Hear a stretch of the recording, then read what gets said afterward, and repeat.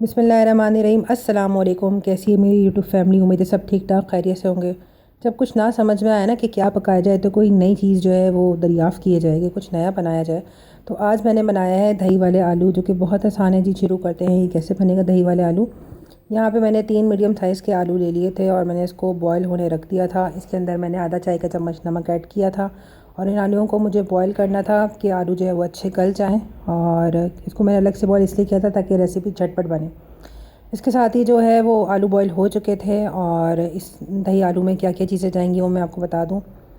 یہاں پہ جو ہے میں نے ایک بڑی پیاز کو میں نے چاپ کر کے رکھ لیا تھا، 3-4 ہری مرچیں اور دھنیا تھا۔ یہاں پہ آدھی پیالی میں نے سرسوں کا تیل لیا ہے، اور اس کے اندر جائے گا تھوڑی سی ہلدی، تھوڑا سا نمک، اور جو ہے 1 ٹی اسپون جو ہے وہ لال مرچی، اور 1.5 ٹی اسپون یہاں پہ دھنیا پاؤڈر، ادرک لہسن کا پیسٹ، اور تھوڑا سا زیرہ۔ اور یہاں میں نے 1 پاؤ دہی لیا ہے۔ اس 1 پاؤ دہی کے اندر ہم تمام مسالے ایڈ کر دیں گے سوائے زیرہ اور ادرک لہسن کے۔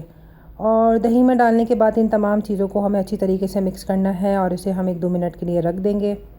تمام چیزیں دہی میں اچھی طریقے سے مکس ہو چکی ہیں۔ کڑھائی میں نے چولہے پہ رکھ دی تھی، یہاں پہ میں نے سرسوں کا تیل ڈالا ہے۔ تھوڑا سا تیل گرم ہو جائے گا تو پھر ہم اس کے اندر تمام انگریڈینٹس ڈالیں گے۔ سب سے پہلے میں نے یہاں پہ زیرہ ڈالا ہے، زیرہ ڈال کے ہمیں اچھی طریقے سے بھوننا ہے، اور ساتھ ہی میں نے اس کے اندر ادرک لہسن کا پیسٹ ڈال دیا تھا۔ ادرک لہسن کا پیسٹ ڈالا تو بہت اچھی خوشبو آ رہی تھی سرسوں کے تیل میں۔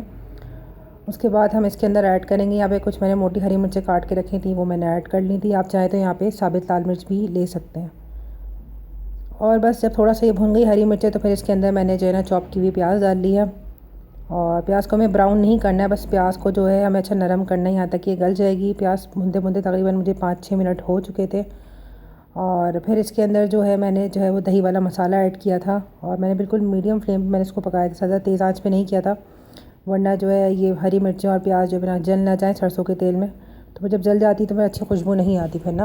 پھر یہاں پہ میں نے دہی کا جو ہے وہ جو مکسچر بنا کے رکھا تھا مسالے کے ساتھ، وہ میں نے ایڈ کر دیا۔ اگر آپ چاہیں تو مرچ اور نمک اپنے حساب سے یہاں پہ کم زیادہ کر لیجیے گا۔ تو میں نے مرچیں پہلے کم ہی ڈالی تھی کیونکہ میں اس کے اندر ہری مرچی ایڈ کی تھی، اور بعد کے میں نے اس کے اندر ڈالا تھا کڑی پتہ۔ کڑی پتے سے بہت اچھی خوشبو آتی ہے، اور اس کو بھونتے ہوئے تقریباً مجھے 5-7 منٹ ہو چکے تھے، اور پھر میں نے اس کو ڈھک کے رکھ دیا تھا، اور تقریباً 5 منٹ کے بعد دیکھیں اچھا جو ہے وہ دہی کا پانی خشک ہو چکا تھا، اور یہ جو مکسچر ہے یہ تھوڑا گاڑھا گاڑھا ہونا شروع ہو گیا تھا۔ اب اس کے اندر میں نے جو بوائل کیے ہوئے آلو تھے وہ ایڈ کر دیے تھے۔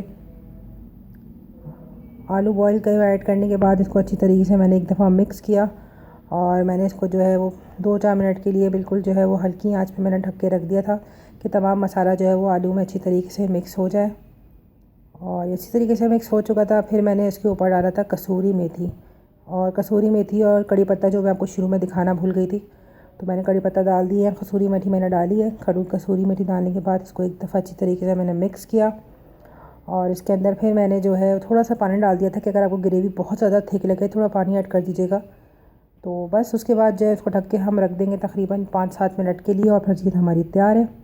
بہت مزیدار سے دہی آلو کی ریسیپی، اسے آپ ایک بار ضرور ٹرائی کیجیے گا، اور کامنٹ باکس میں مجھے بتائیے گا کیسے بنی۔ اور بس یہ ریڈی ہو گیا۔ اس کے اوپر جو ہے میں نے ہرا دھنیا اور ہری مرچیں ڈال دی تھیں، اور جو ہے وہ چولہا میں نے بند کر دیا تھا۔ آپ اسے چاہیں تو پراٹھے کے ساتھ، نان کے ساتھ یا چپاتی کے ساتھ کھائیں، یہ بہت جلدی اور جھٹپٹ بننے والی ریسیپی ہے۔ چلے جی، اپنا بہت سارا خیال رکھیے گا، اور مجھے اپنی دعاؤں میں یاد۔ اللہ حافظ۔